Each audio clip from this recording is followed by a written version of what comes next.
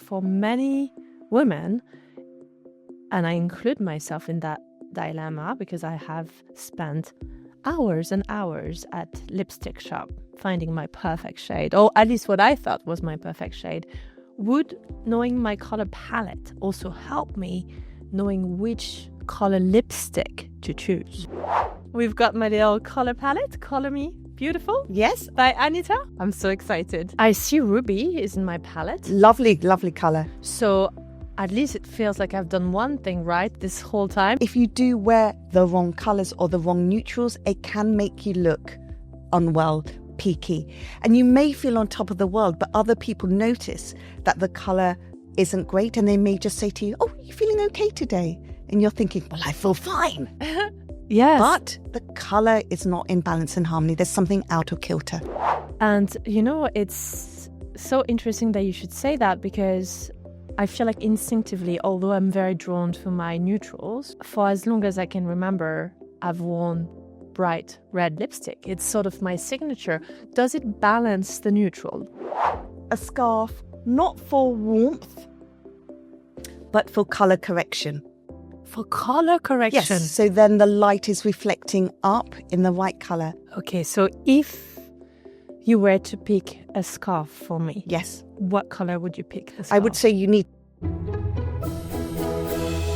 Anita, welcome to the Charlène Gisèle show. I'm so happy to welcome you here. Oh, thank you so much. I'm so excited too. You know what it feels like? It feels like having coffee with a friend. Well, that's how it should feel like, and I'm sure the conversation will flow much better as a result. Indeed, indeed. Coffee with a friend with a bit of extra lighting and extra camera, right? Yeah, and a bit of extra makeup too. No.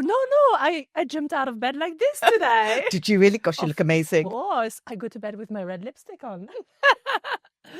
Anita, let's dive straight in. I want to know everything about what you do and who do you do it for? Okay, so fundamentally what I do is help women and some men cut the mustard with their personal style. So whether that's knowing what colours to wear, how to put outfits together for work, rest or play, it's basically helping them have a little toolkit of colour and style so they know exactly what to go for every day to make them feel confident, increase their self-esteem, make them just feel like they are a powerhouse in what they do, whether that's for work, rest or play. So that fundamentally is what I do. I love that because, correct me if I'm wrong, but I don't remember sitting in a style class ever at school or university.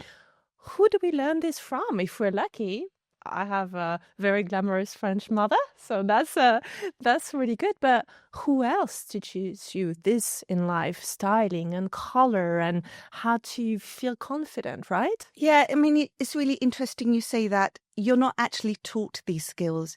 You're taught to study hard, go to university, get a good education. You might be taught deportment, how to carry yourself, how to communicate in a meeting. But nobody, unless you hire someone who is a stylist or image consultant, tells you how to dress in the most appropriate way, because you could be fantastic at your job, a serious high flyer, a big cheese, but the visual impact you create with your clothes is just as important. And sometimes that's the missing piece of the jigsaw puzzle that women and men struggle to fit into the whole equation.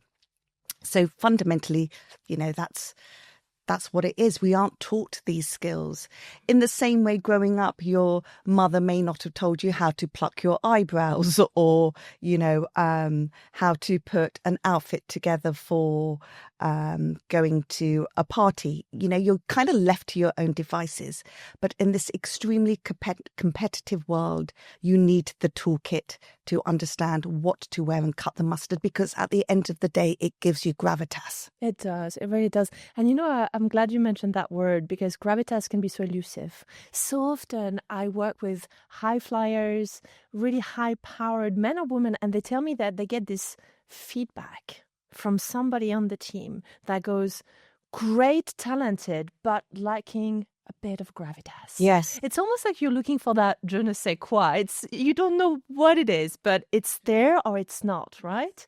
And that is so much to do with your visual impact. Before you even open your mouth, people have already sussed you out and made a visual analysis of you. And there's a whole study around this. There was a guy in the 70s called Albert Meherban who did a big study on the non-verbal communication. And more than 50% of how you communicate has nothing to do with what you say. So that's why it's such a fundamental part of gravitas, success, climbing the corporate ladder, to know how to dress in a way that gives you that je ne sais quoi, and you are then put forward for that promotion or whatever it might be, because you need to set yourself apart. And knowing what colours and styles suit you best allow you to be set apart, but in the most positive way. And, I think there is a true connection between how you dress and how you show up to the world and how you feel. And the reason I'm thinking about this is just a few weeks ago, I was talking to a leader who said they were starting to get really concerned about one of their associates. And the leader said specifically that that associate had stopped being on camera, on Zoom, for 3 weeks in a row. And that was unlike her. And that's why the leader wanted me to speak to that associate, just to check in. And I thought, how telling, right? That a person doesn't want to be on camera, doesn't want to show up. And she was feeling down, depressed, burnt out. She told me that when she stops, grooming herself, doing her hair, her makeup, it may sound like superficial, but actually it's how you show up to the world. And it doesn't mean you have to do makeup, but it's even just dressing up. And she was in her, pajamas or bathrobe, working away without the camera. And she was feeling down and just almost like the light switch was off. Mm-hmm. Interesting you mentioned that. There's a whole study around enclothed cognition, which basically means for every task you do, dress in the most appropriate way. So if you're going to the gym, you wear gym kit. If you are working from home, you don't wear gym kit. You wear almost what you would show up in the office. Because if you are dressed in a way that is fundamental and pertinent to that task, the research has shown you perform much better. You're more efficient and effective. So wearing a bathrobe isn't ideal. Even if you just put on a nice top with some comfortable trousers, that gets your mind thinking in a way more positively about the task you're going to do, and you're more successful in that task. I'm really glad you've said that. And also, there is something to be said about glamour and attraction and sort of maybe even libido somewhere. I'm thinking about a couple here. I had a conversation with one of my female clients who says she was getting turned off by her husband because when she was coming back from work, he was working from home and he was in his joggers or sweatpants or even pajamas sometimes because he had been working from home all day. And she said he used to be wearing suits when he was working in the office. And now I walk in and here I find him in his PJs or sweatpants. And it's not quite the same. It's not quite the same. But there's another element of that, which is how your brain processes colour. So your eyes take in any visual stimulus, any visual input, and that could be colour as well. And what happens is the sensory input, like colour, is sent to the back of your brain, to the visual cortex, which processes colour. Mm-hmm. And if that colour is a bright colour like red or a blue or a green or a purple, it releases the hormone, one of the four feel-good hormones, which is dopamine. Hence the term dopamine dressing. So if he was working from home but was wearing a colour that his wife or partner found attractive, that would help in her view of him, because she's seeing a colour that is releasing dopamine. She finds it attractive. If it's, for instance, red, that is the colour of energy, being in control, having a bit of fun. Red is also the colour of love. So just if you break it down a little bit, if it's the clothes that aren't quite right, you could actually rectify that very quickly by wearing the right colours to stimulate that dopamine hormone. So ladies, if your husband is staying at home, you might want to invest in a pair of red pajamas to have a sexier Friday night. Absolutely. Or if it's not red, blue, lovely blues are, if you think about, if we're talking about emotional health now, emotional health is linked to mood and feeling. So if you wear blue, it's the color of trustworthiness. Wearing green is calm and reassuring. Pink is the color of compassion. Purple is the color of creativity. So all of these colors, these fantastic colors that your eyes see, can really help your mood and your feeling. And wearing color is like magic for others. It really is magic. And I really like the fact that you use the visual image wording because as a keynote speaker, when I do speaking training, we talk about vocal image and we talk about body language, right? And we say the tone, the voice. And actually, when we talk about visual image, we're mostly referring to the body language. But now you're adding another element to it, which is so important, is also that polished look, that moment when people make a judgment within seconds. And I actually remember when I saw you for the first time, feeling very drawn to you energetically. You were luminous. You know, there was something about you that was really glowy and you looked absolutely magnetic. And that's why you're here today. And I think these things really tell a long story, right? When you feel that way, then there is more business opportunity, then there is more pitching opportunity, then there is more confidence, more friendship, more joy, more love in your life, right? Absolutely. And people will remember you often for what you say, but more often than not for what you're wearing. So the way we connected was you saw me wearing something very bright and colourful. Oh, yes. And that kind of is my brand as well. So if I talk about colour and wearing colour confidently, I've got to wear colour. But it's also important to remember cultural sensitivities with colour. So just to give you an example, if you're going on a networking to a networking event, the last colour you should wear is black, because if you think about culturally, black in the UK is related to mourning, but in other countries like Thailand, it's related to wisdom. So if you want to show up in a colour that's not sort of all bells and whistles, then it's much better to show up in something like navy, because it's a colour of trustworthiness. If you're going to a meeting where it requires you to be a little bit more creative, wear purple. So all of these things matter as well. Now, I feel like I have a confession to make at this point. Go and on. I want you to really give me the tough love. Okay, I'll give you tough love. No filter here. I do have a tendency to go for my traditional white shirts, navy stripe or white stripe. A lot of, I would say, similar themes in my wardrobe and outfit. A lot of black, a lot of white, a lot of navy, a lot of stripes. I feel like they have quite a classic tone, and perhaps that's my branding too, but you won't see me too often with super bright colors. Am I missing an opportunity? Really good question. Yes and no. It's fabulous that you wear all these gorgeous neutrals. And sometimes those are like your safety blanket. You don't have to think about it, so you can concentrate on what you're saying and doing. But sometimes that could slightly underestimate your brand, because with what you do and you talk about burnout, thinking about color can really resonate with your audience, especially if you're thinking about how color affects your cognitive functions. So which is to do with mental clarity and psychological effects. So, you know, it would be great to connect not just with your neutrals, but with colors. But the fact that you wear neutrals, there's nothing wrong with that.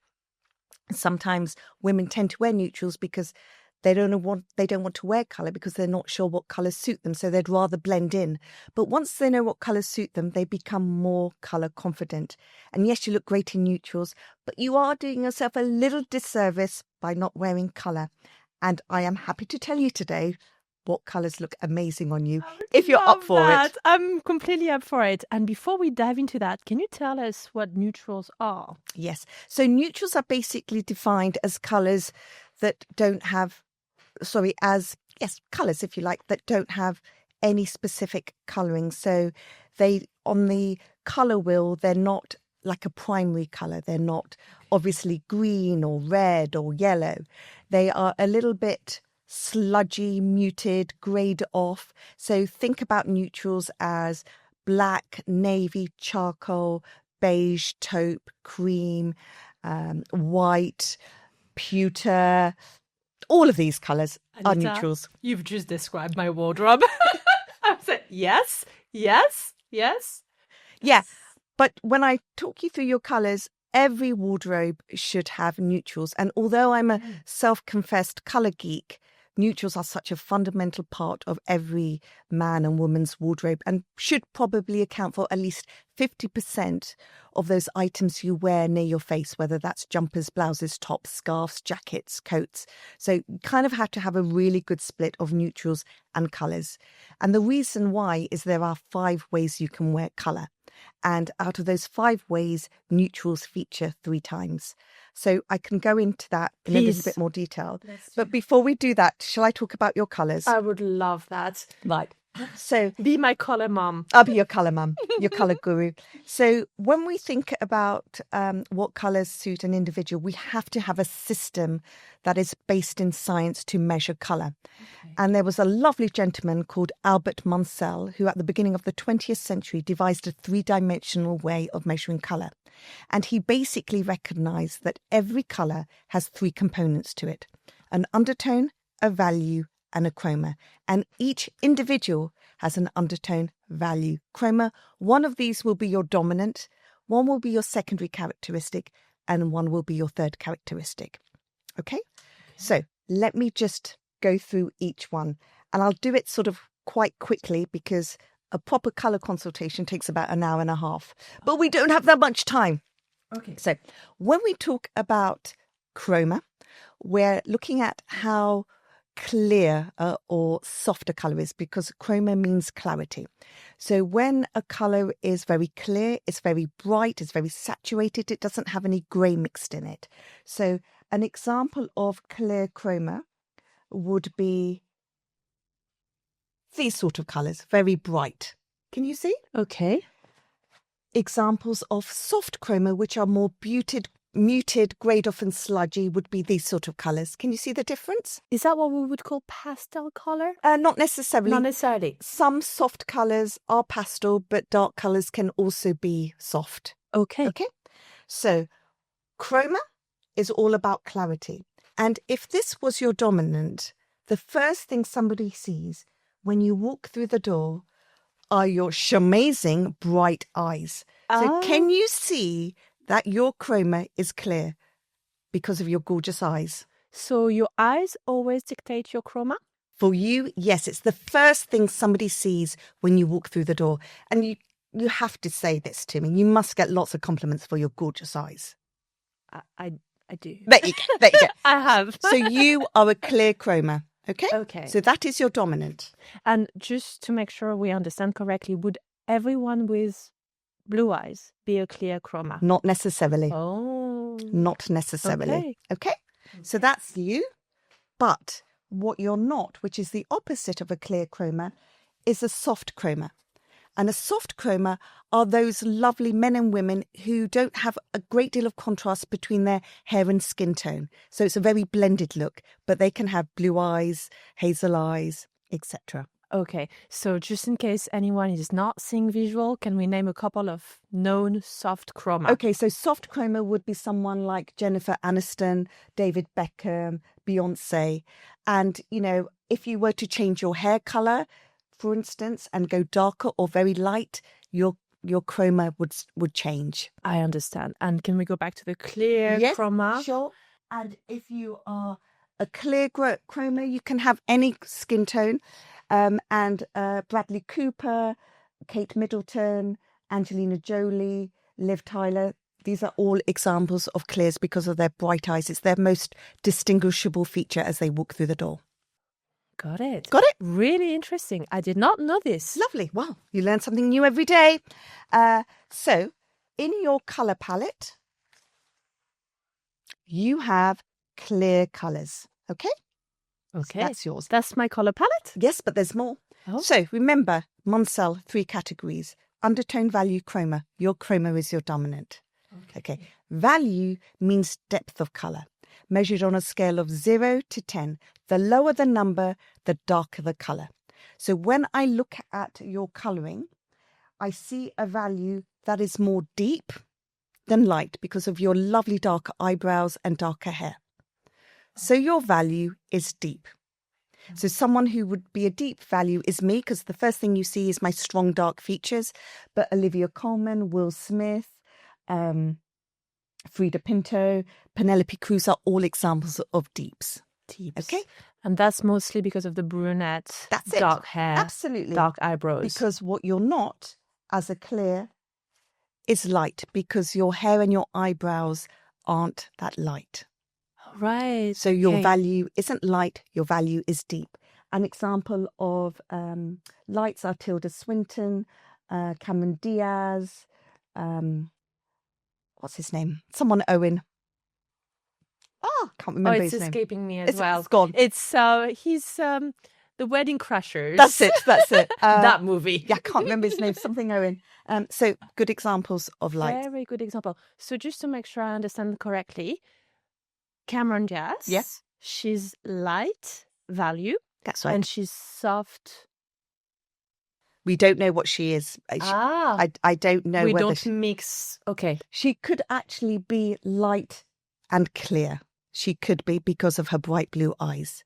But you would have to drape and have a look at lots of photos of her before you decide without that. makeup. Yes, because lighting can distort your colour grouping, or makeup can, so you can't always see what they are.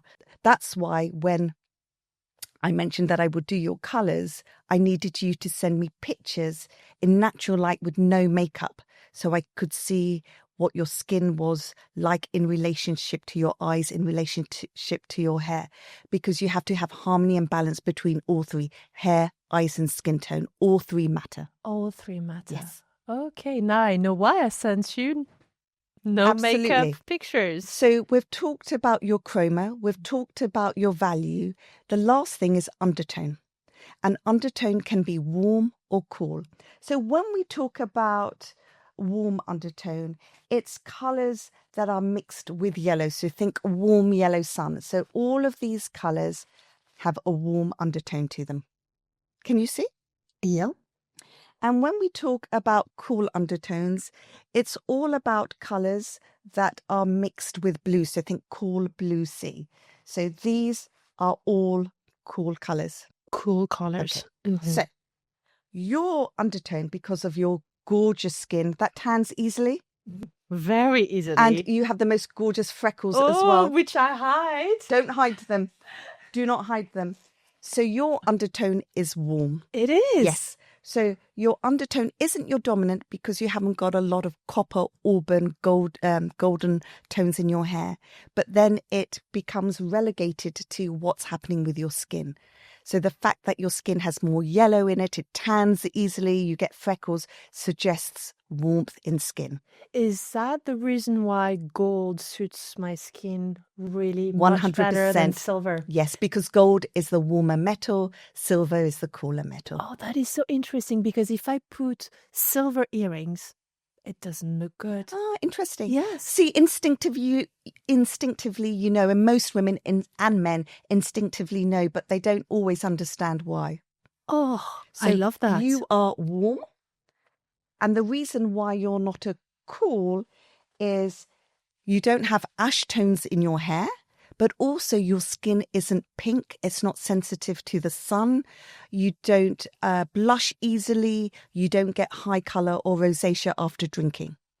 Right. No, not at all. So you are clear chroma, deep value, and warm undertone, the three aspects of Mr. Alfred Munsell. And anyone who dabbles in colour uses the Munsell system to measure colour. It's universally recognised, whether that's hair dye companies, makeup, clothing manufacturers, paint, wallpaper, car manufacturers. Everybody uses the Munsell system. It's based in science. It's not gobbledygook. It's not codswallop. It's all based in science. And if anyone's interested, they can read up about Mr. Albert Munsell. Wonderful. Now, one thing just to mention, there are 8 universal colours that everyone can wear. You, your partner, your annoying neighbour, your friends, your granny, everybody. You've never met them. You don't know their undertone, but they can wear this. Yes, everyone can wear these 8 universal colours. Okay.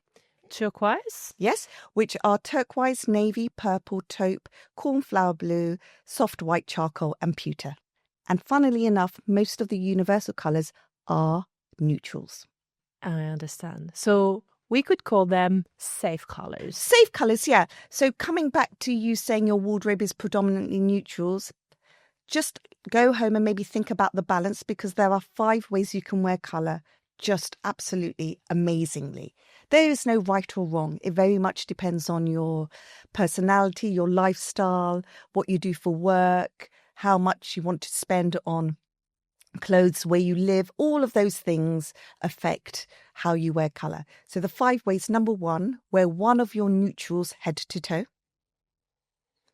Step 2, wear 2 or more neutrals together, which you are doing rocking and rolling very well with today. You've got navy with white, so you're wearing 2 or more neutrals together. Step 3 is neutrals with colour. Okay. So hence neutrals should be a big part of your wardrobe.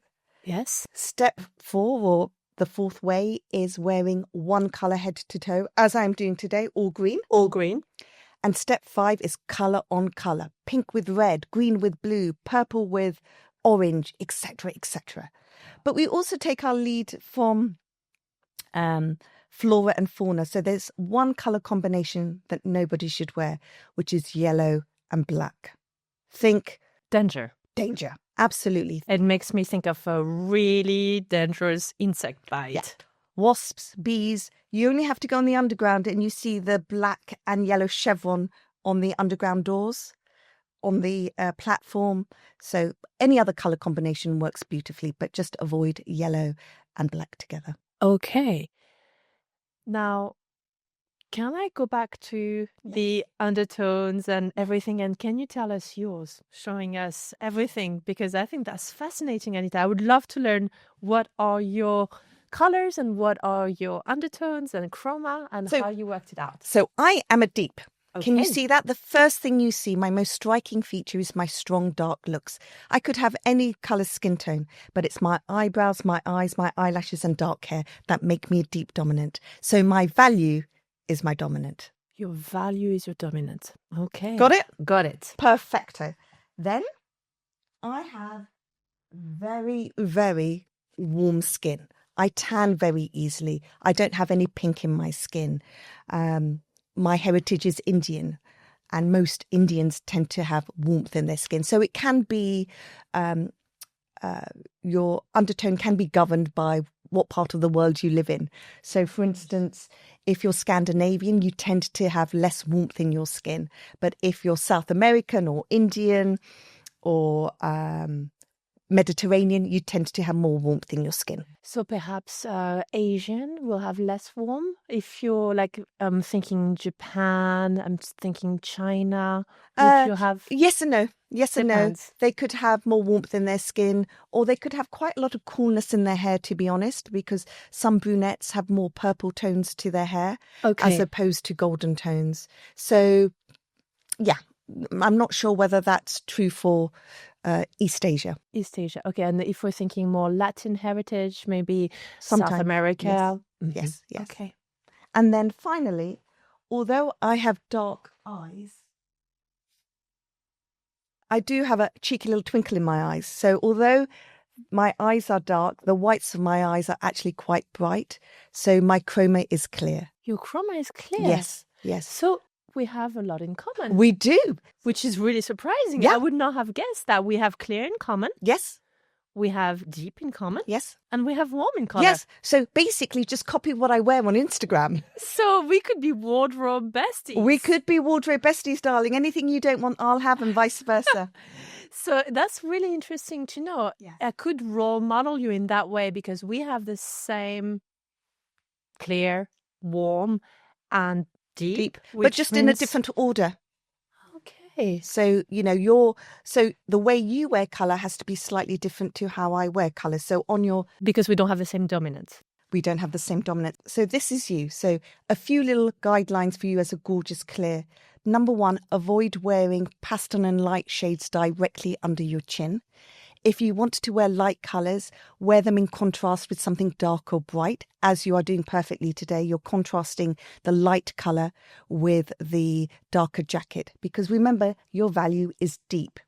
We don't want to do the opposite. We want to create balance and harmony. So the clues are in the words. Right. So what not to do for me is a soft pastel pink shirt. That Absolutely. wouldn't be great. Not great. And if you were then to wear it with another soft pastel, Really bad news. two lights ain't right.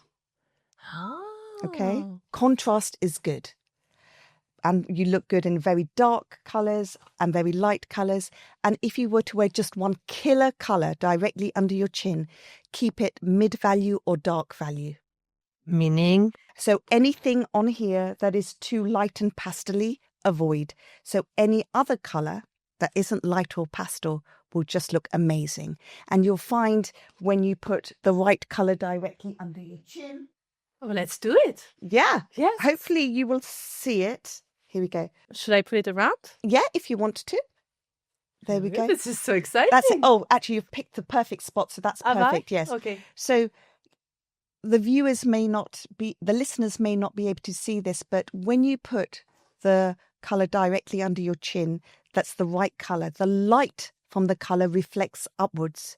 So it gives you a clearer jawline. It brings out the natural tones of your skin. It can make your eyes look brighter.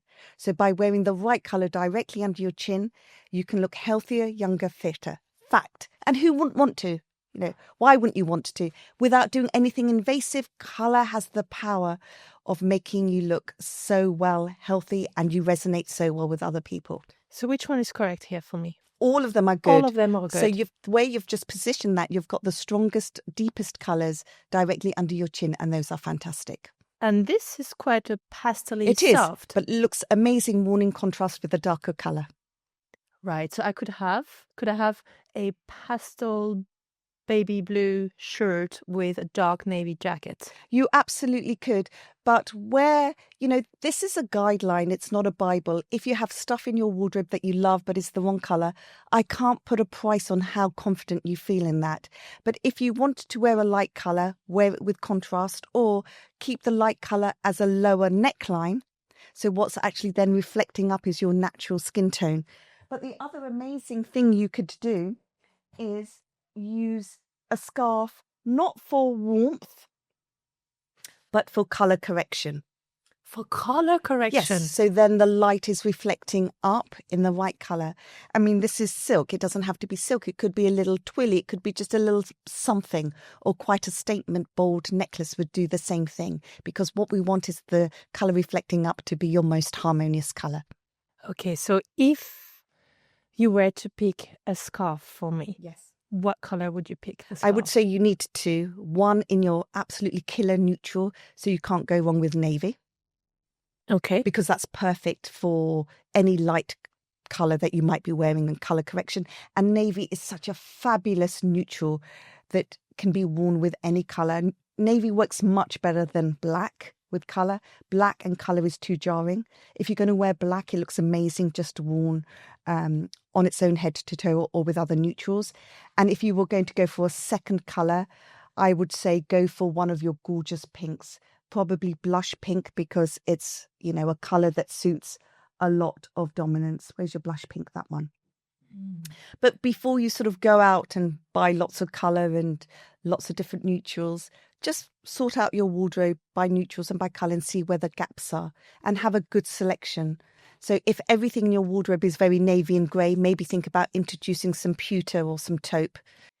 I see ruby is in my palette. Lovely, lovely colour. So at least it feels like I've done one thing right this whole time, is having my signature lipstick. Brilliant. And you don't have to wear these colours head to toe like I am. I'm very colour confident, so I wear colour. But it could just be a little accent. It could be in a trim or lipstick or nail varnish or your handbag or your shoes or your belt. Introduce colour really, really gradually. But if you do wear the wrong colours or the wrong neutrals, it can make you look unwell, peaky. And you may feel on top of the world, but other people notice that the colour isn't great. And they may just say to you, oh, are you feeling okay today? And you're thinking, well, I feel fine. Yes. But the colour is not in balance and harmony. There's something out of kilter. And, it's so interesting that you should say that, because I feel like instinctively, although I'm very drawn to my neutrals, which I've learned today, for as long as I can remember, I've worn bright red lipstick. It's sort of my signature. Does it balance the neutral? Having that touch makes it a bit more interesting, It right? does. It does. And, if we're talking about balance, it's about having colour on your face. So if you think about your face as an inverted triangle, the colour, eyes, the cheeks and lips is really important to have all three. And as a clear dominant, you tend to look good in very bright colours. So if you were to wear a very nude lip, it's not as great for you. Yes, so it sounds like the best thing for me are things that look like jewels. I'm thinking rubies, emeralds. Yes, so you go away and you tell your partner and your friends and your family, Anita said jewels. So, okay, so this is not a cheap consultation. No, by that they will think that you mean, oh my gosh, I need to buy her rubies and diamonds and emeralds and topaz and sapphires. Absolutely. Only that. Yes, let them think that. I'm going to come home to Simon tonight and say, darling, I can only wear regal colours. Absolutely. And dual colours are amazing because of that clarity you have in your eyes. Whereas for softs, the dual colours will jar because they will be too overpowering. Let's have a look at the softs again to understand this. This is really interesting. There you go. So softs need to wear colour in a very different way. So we all kind of got to stay in our lane. And this is the thing with being a stylist, influencer, whatever you want to call it. Sometimes we can be a bad influencer. People see me show up on Instagram and they like what I'm wearing and they think, oh my gosh, I'm going to rush out and buy what Anita's wearing. Not a good idea. Not a good idea, because we are so unique. All of us are. The permutations and combinations are so varied. And if you are a soft and you see me show up as a deep and you think a colour looks great on me, it may not look good on you because you're completely different dominant. Yes, that makes a lot of sense, actually. And our colours evolve, and women and men fail to see that. And our colours evolve because if we just take women, for instance, it's known as the 3 Ps. When we have the biggest hormone surges, our colours can change, which are through puberty, pregnancy and perimenopause. But your dominant can change voluntarily if you change your hair colour. So if you were to dye your hair a bright red, your dominant would become your undertone. Right. So you would wear colours in a very different way. I would be warm dominant. That's it. If I became a redhead. Yes. Or if you were to allow yourself to go grey naturally, then you would become a cool dominant. So everybody will become a cool one day. And it's what's really interesting is... Oh, well, of course. Yes, women fail to recognise that their colours have changed. So they think about wearing colours they wore in their 20s and they're like, why doesn't it look so good on me now that I'm in my 40s so and 50s? Interesting. Because your colours evolve. And a really good example of someone whose colours evolved is good old Barbara Streisand. Oh, I won't break into song. Love her. I cannot sing. So 3 ways her colours have changed. So let's just break it down. Undertone, value, chroma. Please. So how has her undertone changed? When she was younger, her skin was very warm. It's become cooler because it's become more pink. Undertone has changed. Okay. Her chroma has changed. Her eyes were very bright. They've become softer. Right. And her value has changed. She was a brunette, but she's put blonde in it to hide the greys. So her value has gone from deep to light. So a blouser or a jacket that used to look absolutely gorgeous on her there would not have the same impact or effect now. 100%. And if we're talking about impact, gravitas, being ambitious, it's about fine-tuning colour in a way that, you know, makes you look sensational and confident and you can show up. And what's interesting about what you said with this lady who didn't show up on video calls, for someone like that, for her to understand what colours give her joy, fill her with energy, uplift her mood, would be absolutely fundamental. That is so interesting. Now, can we go back to the lipstick? Because I feel like for many women, and I include myself in that dilemma because I have spent hours and hours at lipstick shop finding my perfect shade, or at least what I thought was my perfect shade. Would knowing my color palette also help me knowing which color lipstick to choose? 100%. Your makeup has to be warm because your skin is warm. So there's warm reds, so think tomatoes. There's cool reds, think plums. So you are definitely a tomato. Okay.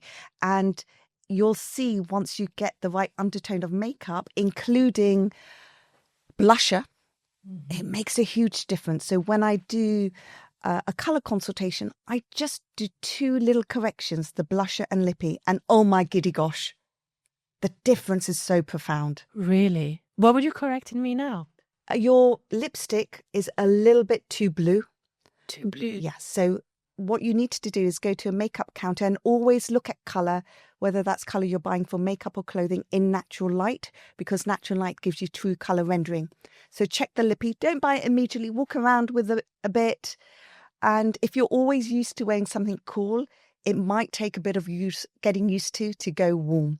So you need to go a little bit warmer with your lippy. Go red, but be a tomato. And it's really interesting because when I buy my lipstick, I always look for the cooled undertone.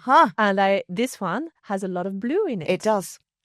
And I always pick that, but so that's a bit of a mistake. Perhaps I should go for a warmer red. Yes, but use up that lipstick. I wouldn't suggest you throw it away, but what you could do is just counteract the blueness with warm blusher.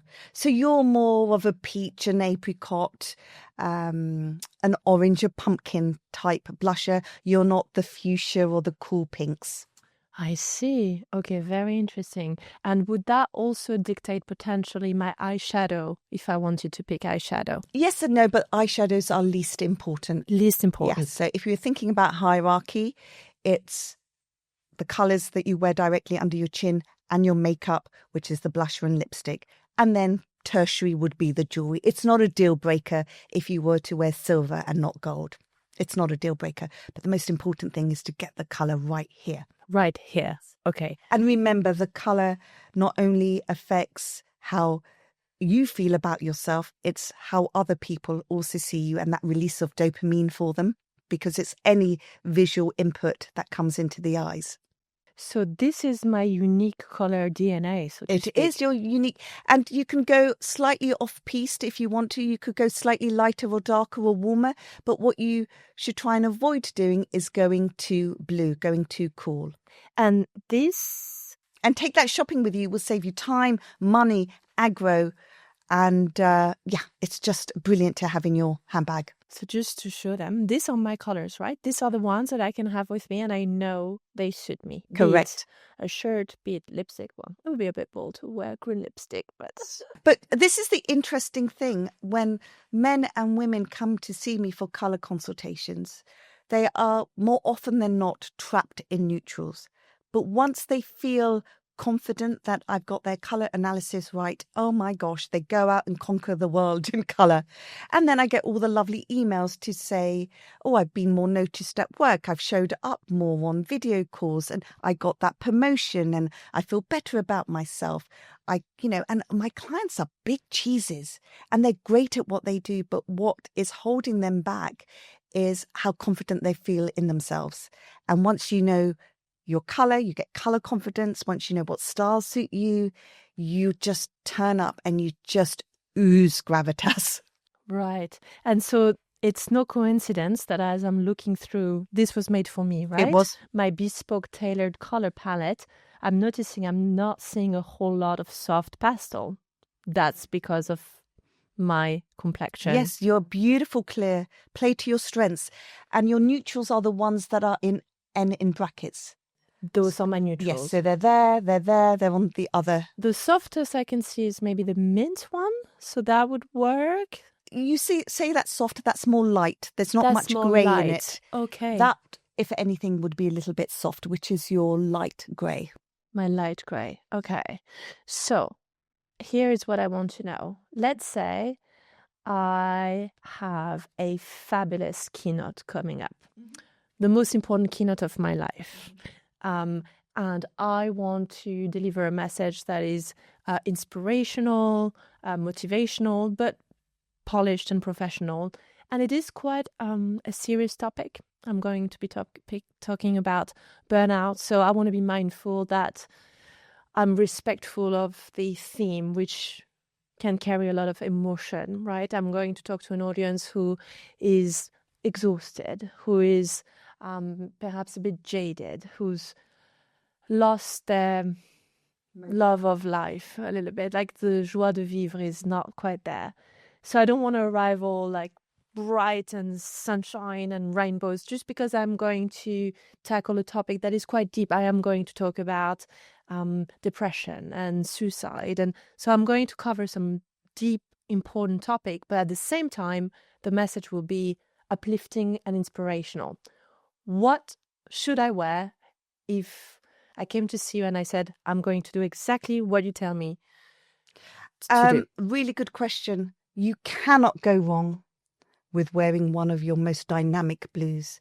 Blue is a colour of calm, trustworthiness, assurance, rest, peaceful. If you think about the people who wear blue, the NHS, you trust them.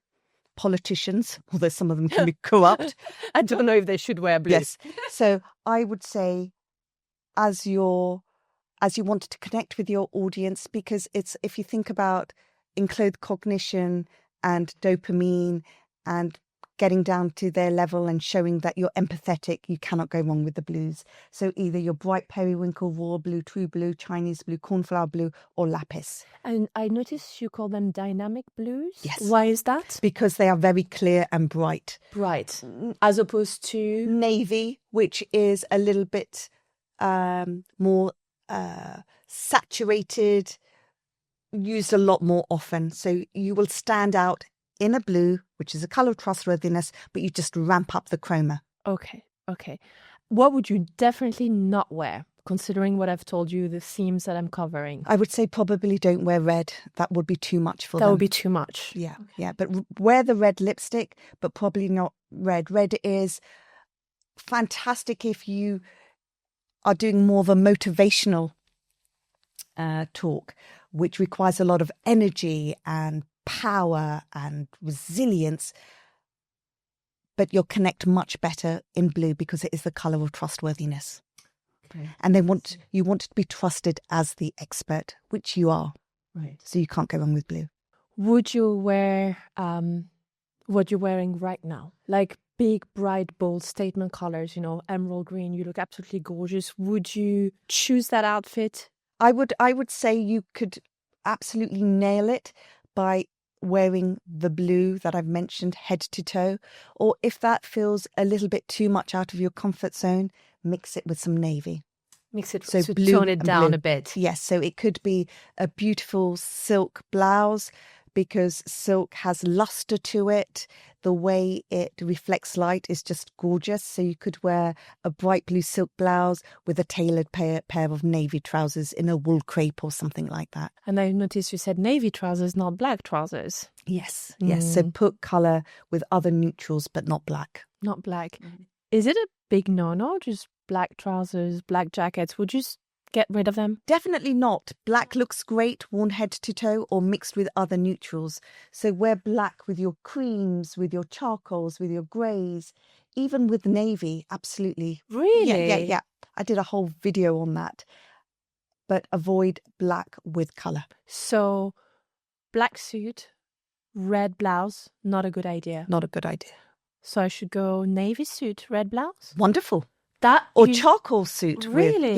Yeah. Or chocolate. You have your gorgeous black brown. Chocolate with red. Gorgeous combination. I would have never done that. Most women don't, and men don't think about these colour combinations, but you've just got to experiment and think about the 5 ways to wear colour and give everything a go. If you always do what you've always done, you're not going to make any changes.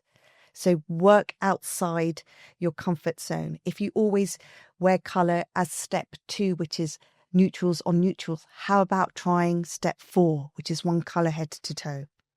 Okay. Or step 5, which is colour on colour. Oh, not for the faint-hearted. But again, it's about appropriateness. I see. Think about your audience. I kind of dress, when I put my outfit together, I think about where am I going? What's the weather? How am I going to get there? Who I'm seeing? I ask myself all of these questions because I need to connect with my audience. Now, can I give you another case scenario? Sure. Let's say on Monday, I'm meeting with a lady for the first time. All I know from her is her first name and her current symptoms. It's a first chemistry call. She's not doing really well right now. She's really burnt out. She's really struggling. She's overwhelmed, exhausted. And it's the very first time we're going to talk. And it's a burnout assessment consultation. I'm sorry to hear that. Thank you. What should I be wearing to deliver the right message? Definitely nothing too structured. So not suited or booted. Something Really? soft, floaty, in beautiful natural fibres, whether that's Angora, cashmere silk, linen, cotton. Keep it soft and drapey. So not this? I wouldn't wear a power suit. Interesting. Why not? Because tailoring and structure lends itself to a very different kind of enclothed cognition. Something soft and drapey suggests a softness in one's personality and demeanour.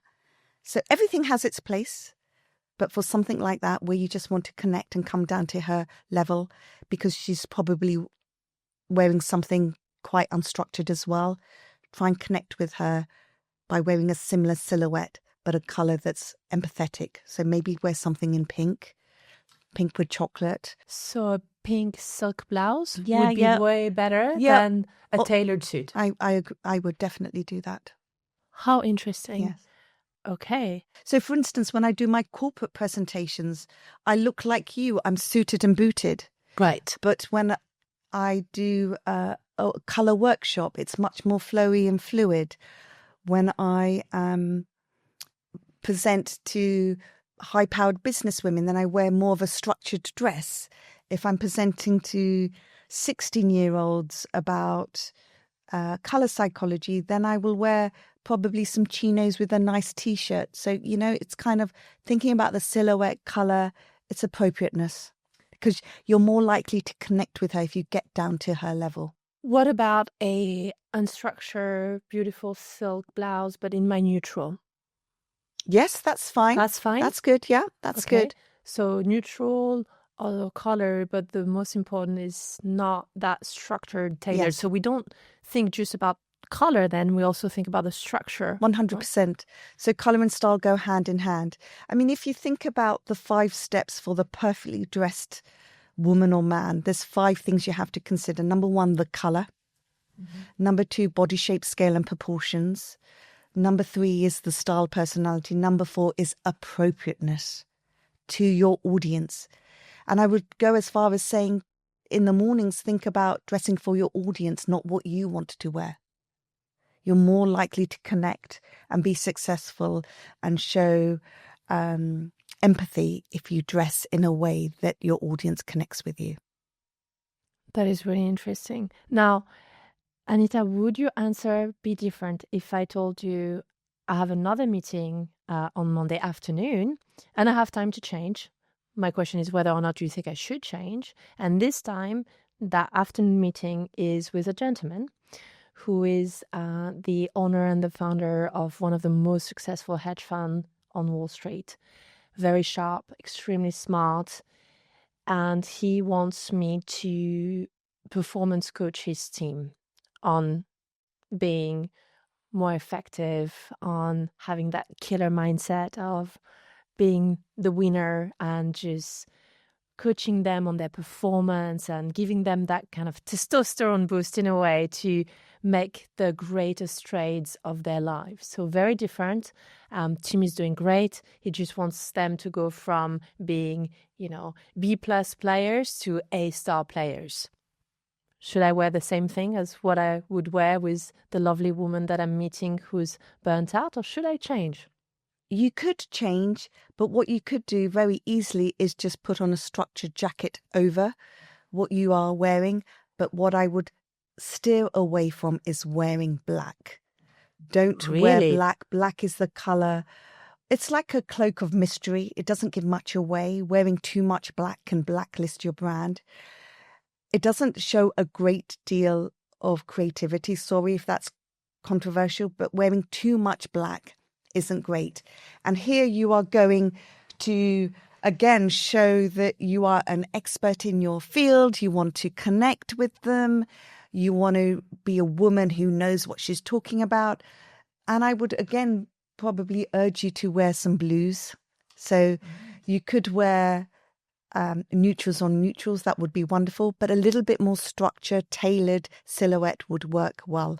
Okay, so I can keep the same shirt or blouse. I just put a jacket on it. Yes, absolutely. That would work beautifully. That is really fascinating. I love that you actually can think about things differently depending on what you want to achieve, right? And at the end of the day, we all want to be the best version of ourselves, and we're not trained to have the right color and style toolkit. This only comes with understanding color and understanding your body shape. And it's very much about staying in your lane, knowing what your little package is. I mean, although we are similar coloring, physically we're very different. So what silhouette may suit me may not suit you. So if you have your own little toolkit, stay in that lane. Just don't get distracted.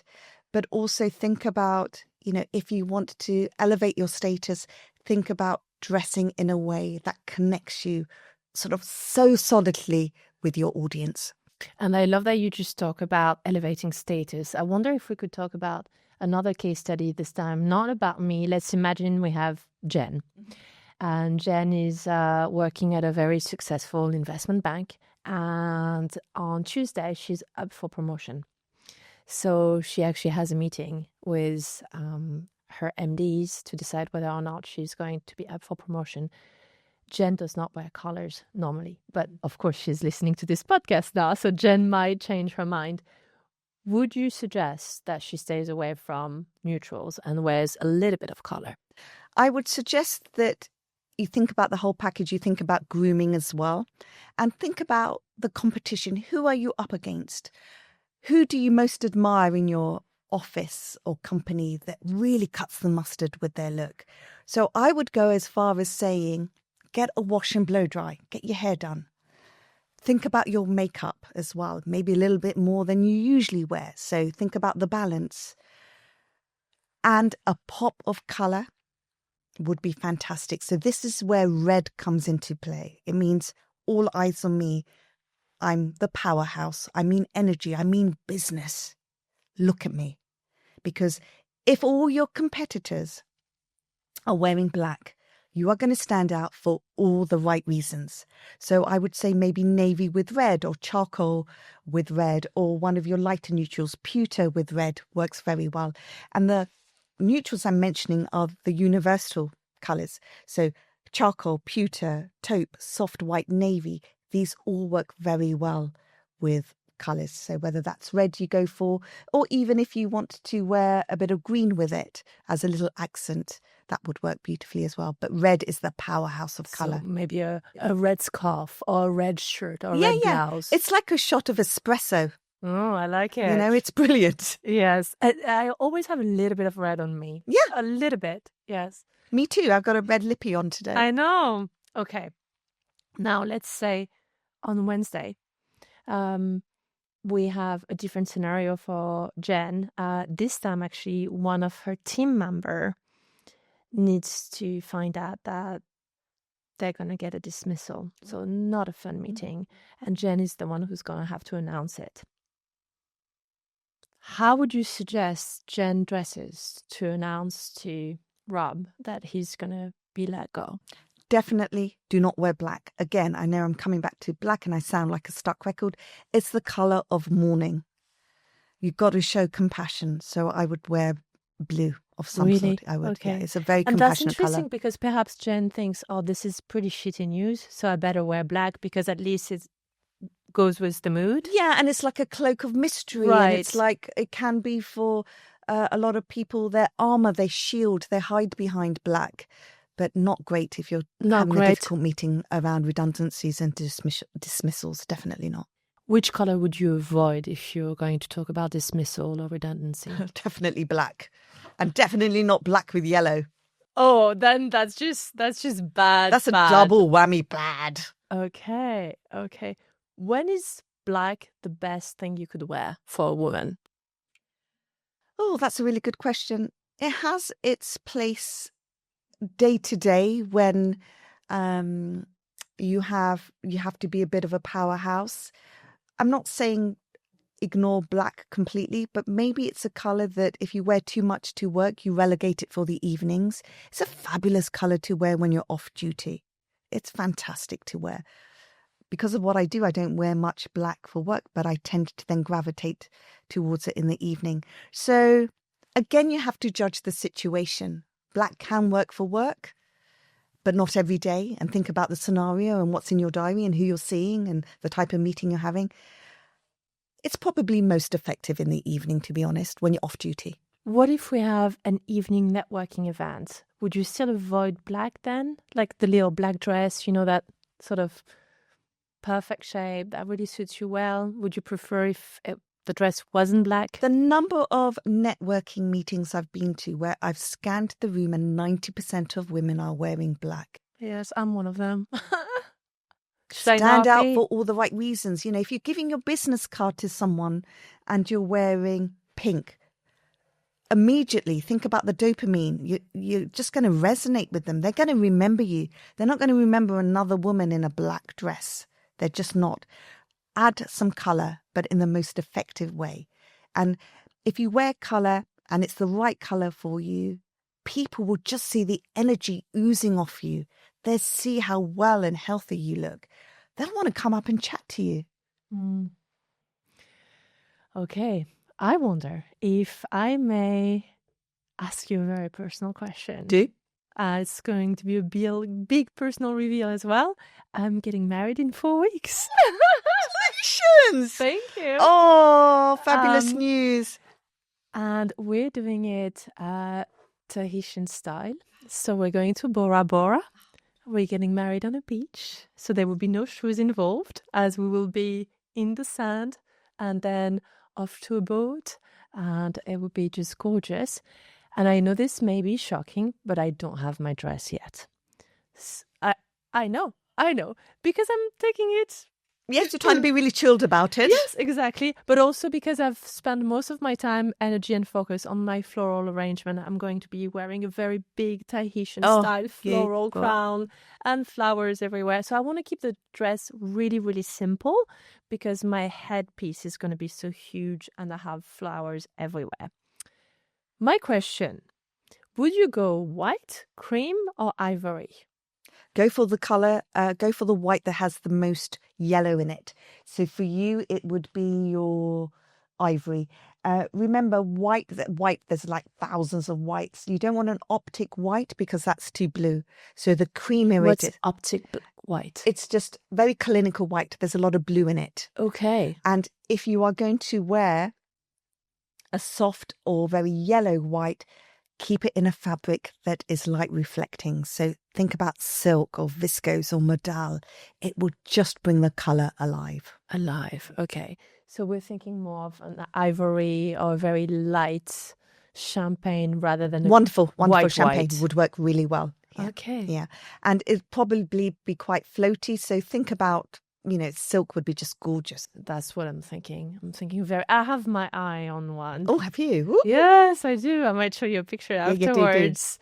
Yeah, we're doing non-traditional. Good for you. Yes. I did non-traditional as well. And parents weren't happy. So in Indian culture, red is the colour of prosperity, virility, wealth, all of that sort of stuff. So for our Indian wedding, I didn't wear red.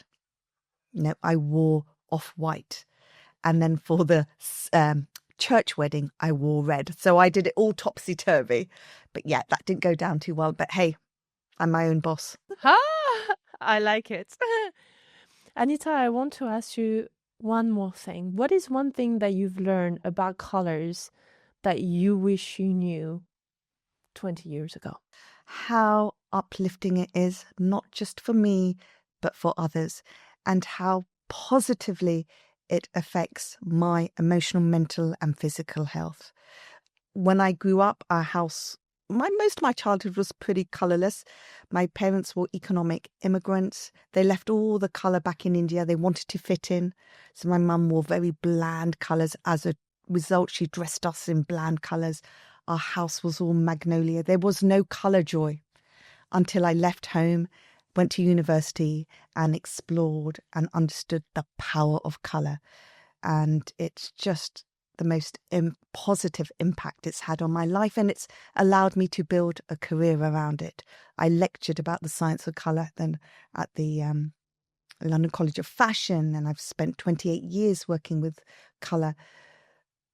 But the other thing I would say that colour has done for me, it's given my clients so much confidence. And sometimes when they send me their emails and their messages, they make me cry because colour has had such a profound effect on their lives too, in terms of moving on from bereavement or understanding how their body's changed in menopause, or getting that promotion, or getting themselves back on track after postnatal depression, or dealing with being an empty nester. There's so many positives with colour that have affected me in the most wonderful way, and thousands of women and men around the world. If Anna, somewhere around the world right now, is listening to us and she's really struggling, she's on the brink of total burnout, and all she wears all day long is black, white, or some shades of grey, what would you say to her? Get outside, the colours of nature, a blue sky, green grass, get that dopamine hit. Think about your physical health. We're eating, there's a correlation. Eating a rainbow plate affects how you feel, your mood. You're more likely to eat a rainbow, a colourful plate, and wear colour. If you tend to be stuck in a rut and eat a lot of beige food, you tend to wear a lot of beige, soulless colours. So there is a direct correlation there. That is true, actually. It is. Yes. If you're feeling at your lowest ebb, don't go for something shapeless, bobbly, baggy in beige. Force yourself to wear some sort of colour. The green, the blue, the purple. Look at your environment. If you can't go outside, go somewhere like, I don't know, John Lewis. Even if you don't want to buy anything, get the hit from seeing the most beautiful colours on the rails, even if you're not going to buy anything. That bombardment of colour, that dopamine hit, would just uplift your mood. Does that also affect, Anita, the way you approach the color of your walls in your bedroom, for example, or your kitchen? Do you think about colors beyond what you wear? Absolutely. I mean, that comes down to how color can stimulate your mental health. So if you think about creating a space that's very engaging and social, it should be peppered with orange. If you want somewhere that is serious and quite calming, it tends to be quite grey or neutral based. If you want something that's very healing, then it needs to be purple and blue. So all of these things matter. That's fascinating. Anita, I would really love if you could tell us how can our listener work with you and find out what their magic color is. Oh, well, I'm on LinkedIn under Anita Feron Clark. That's where I kind of showcase my corporate work. Like you, I do presentations and workshops all over the world, in person or online. My Instagram shows my daily tips and tricks with colour and styling. And then my website, which is feronclarkstyle.com. And I'm happy to chat to anyone. Anyone who contacts me will always get a free 30-minute free consultation, a complimentary consultation to discuss their exact requirements. I'm really easygoing, really approachable. I don't take myself too seriously. And you know, all of this that I talk about is peppered with a bit of fun. I know. I love that. Let's take this home with one final question. And it's a bit of indulgence for me. Let's say you could give me a gift. And that gift would be the gift of the perfect little dress. Yeah. I would like us to see on all of those which color you would pick if you could give me any dress in the world for me to wear tonight and look absolutely fabulous. What would you pick? And can we look at it on me? Right. Where are you going? Oh, I'm going to be in Paris. Yes. And it's Friday night, so it's date night. Yeah. So I will be meeting my handsome fiancé, and we're going to eat at a beautiful, gorgeous French restaurant with a view over the Parisian rooftops. Oh, okay. Gosh, that sounds stunning. Can I come with you? Can you leave him at home? Do you want to fly with me? And I'll come with you. Well, you want to be suave and sophisticated. I would say I would be tempted to go for something like purple. Purple? Yes. That is the last color I would have picked. It is one of the most underestimated colors, but it's the color of authority, regalness, and Cleopatra put purple on the map. And when Julius Caesar went to visit her in Egypt, he saw that she was wearing this gorgeous regal purple gown. When he went back to Rome, he said that purple can only be worn by the higher echelons of society and people who are sort of the most highest in status in his court. So purple, I would say, rock it. Purple. And then during the dinner, we're discussing the dress I need to buy for my upcoming friend's Indian wedding. Oh, wow. And Simon is wearing an outfit that is red and yellow. Yeah. Which color dress should I pick? Because I want to think about my color, but I also don't want to clash with Simon, who's wearing red and yellow. And the bride will probably be wearing red. Correct. So he's wearing red and yellow. I would say you... Okay, so would you be wearing an Indian outfit? No, I'm going to wear... Western clothes? Yes. The traditional ball gown, very simple. Okay. You can't go wrong with something. What about some sort of gold metallic dress would look gorgeous. Gold? Gold, yes. I like gold. Yeah. And you could hire something rather than buy something. Have a look, something with a lot of gold in it, whether sequins or lurex or some kind of gold embroidery. Oh, I'm sold. I love gold. Go for gold. Gold is a good color for me, right? Go for gold. And then what you could do if you wanted to, so, you know, if it gets nippy in the evenings, you could just buy like a red pashmina to go over it, which will then tie in with what your fiancé is wearing, but then won't upstage the bride, which, you know, won't happen anyway because she'll be absolutely laden down in jewels and makeup and gorgeous outfit. Yeah, go for gold. I'm going for gold.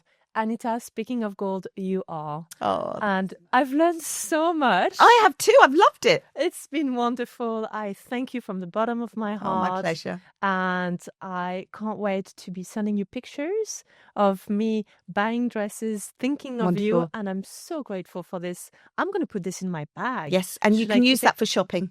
I'm going to have it always. This is my new shopping companion. My pleasure. Thank you. Thank you so much. Thank you. Shukriya. Thank you for spending your time with me today and listening to this episode. Remember to subscribe so that you can receive weekly updates. And if today's message resonated with you, please remember to share it with a friend, a colleague, or a loved one who could really benefit from this episode.